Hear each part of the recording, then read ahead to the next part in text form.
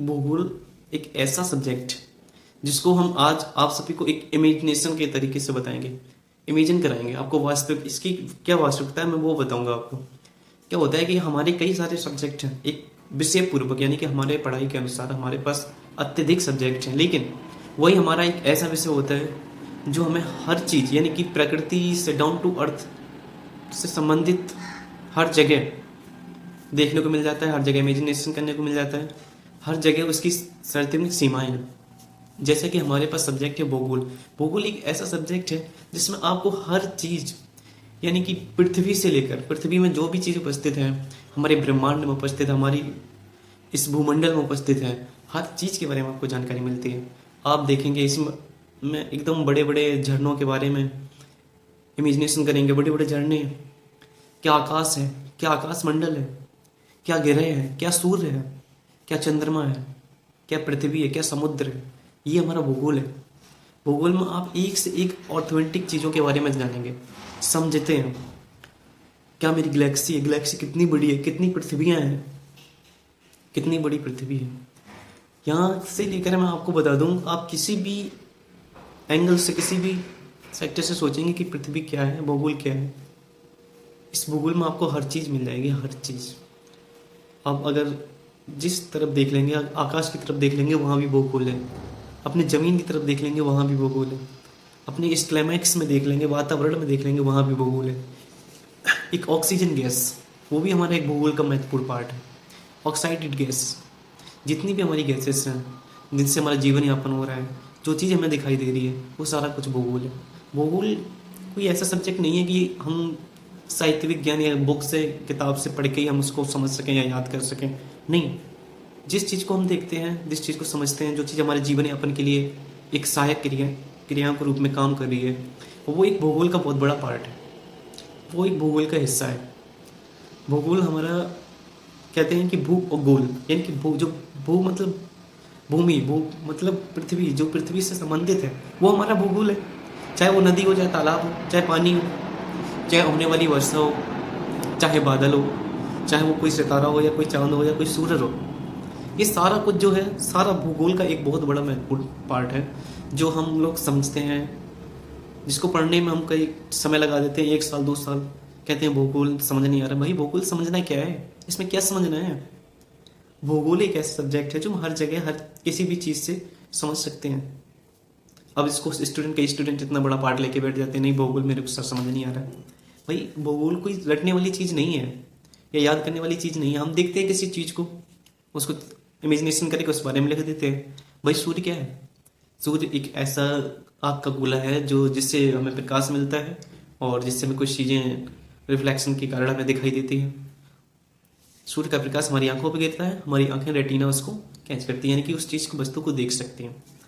ये सूर्य सिंपल सा, इसमें क्या याद करना है? नहीं सर मेरे को समझ नहीं आ रहा है कि भूगोल क्या है, मेरे को भूगोल समझ नहीं आ रही है। भूगोल में कुछ समझना ही नहीं है, बस चीज़ों को देखना है, उसके बारे में इमेजिनेशन करना है, लिख देना है।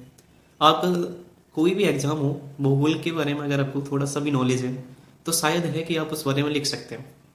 हाँ, अगर आपने नहीं पढ़ा है तो उसके लिए कोई इतना बड़ा इशू नहीं है कि नहीं आप नहीं कर सकते हैं या भूगोल आप नहीं कभी कर पाएंगे। मैं तो कहता हूँ कि आपके पूरे जो विषय सामग्री है उसका एक भूगोल एक ऐसा सब्जेक्ट है जो बहुत ही इंटरेस्टेड और बहुत ही विचारपूर्वक, जिस पर हम विचार भी कर सकते हैं। याद कहते हैं लोग, नहीं विचार किस पे? हर चीज़ पे हम विचार करेंगे। भाई पृथ्वी है, पृथ्वी कैसे बनी ये भी सोच सकते हैं। पृथ्वी कैसे बनी है, कब बनी, कितने वर्ष हो गए इसको बने हुए। पृथ्वी पर डायनासोर थे पहले, वो कहाँ चले गए, कैसे चले गए, ये सब विचारपूर्वक बातें हैं। इन पर हम विचार करते हैं, तर्क वितर्क कर सकते हैं, लोगों से बात तलाब कर सकते हैं। ये हमारी भूगोल है। ये डायनासोर किस उल्का पिंड के कारण विनाश हो गया उनका और हमारी पृथ्वी पर रहने लायक एक जीवन यापन के लिए जगह बनी जहां मनुष्य का जीवन यापन हो रहा है। अगर हम समझेंगे इसको तो समझने के लिए एक समुद्र से बड़ा पात्र है। कहते हैं कि समुद्र की कोई गहराई नहीं, उसी तरह भूगोल की भी कोई सीमा नहीं है। आप जितना समझेंगे, जहां तक समझेंगे वहां तक भूगोल ही भूगोल नजर आता है।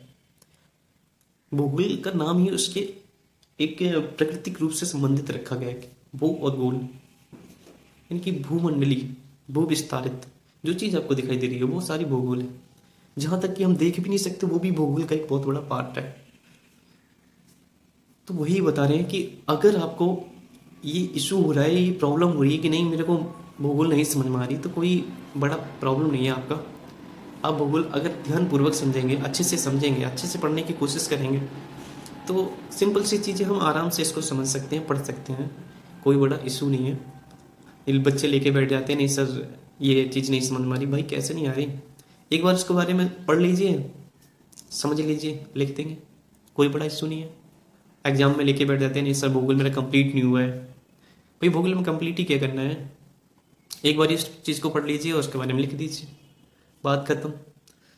आपकी इमेजिनेशन थिंकिंग पावर अच्छी होनी चाहिए, ज़्यादा कुछ बड़ा नहीं होता।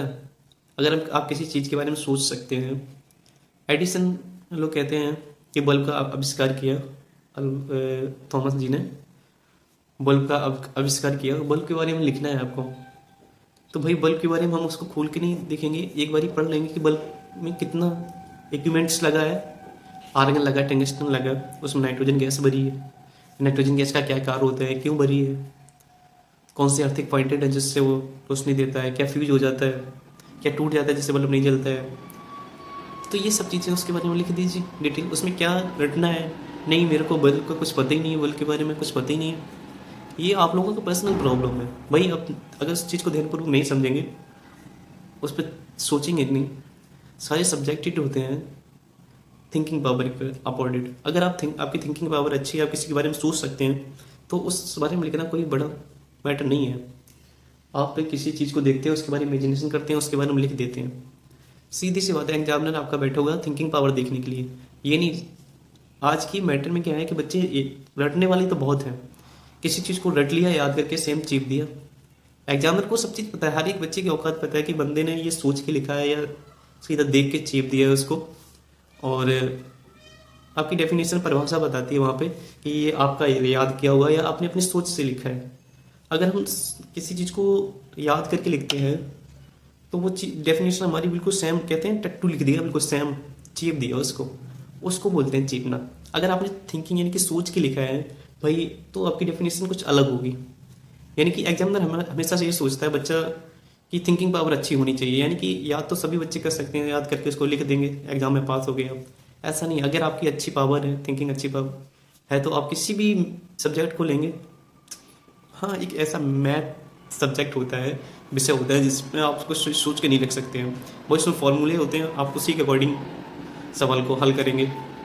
लेकिन हाँ, बाकी अदर सब्जेक्ट है उनके बारे में हम सोच के अपनी थिंकिंग माइंड पावर से उसको लिख सकते हैं। तो आज के सेशन के बारे में मेरा इतना ही कहना था कि देखिए, किसी चीज़ को इतना बड़ा भी इशू मत बना लीजिए अपने जीवन से संबंधित, आपकी परीक्षा एग्जाम से संबंधित, कि नहीं ये मेरे से नहीं होगा। आप करेंगे तो होगा, नहीं करेंगे तो नहीं होगा, सिंपल सी बात है।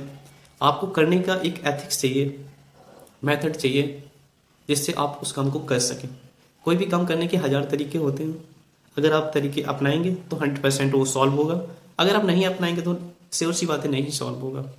आप किसी चीज़ के बारे में ना नहीं कहिएगा कि नहीं सर ये मेरे से नहीं होगा या हम इस चीज़ को नहीं कर सकते। भाई आप कर सकते हैं, जो एक्स्ट्रा लोग कर रहे हैं आपसे, वो भी कहीं ना कहीं इस चीज़ के बारे में पढ़े होंगे, उनसे भी इनके दिमाग में विचार आया होगा नहीं ये मेरे से नहीं होगा, लेकिन उन्होंने भी किया।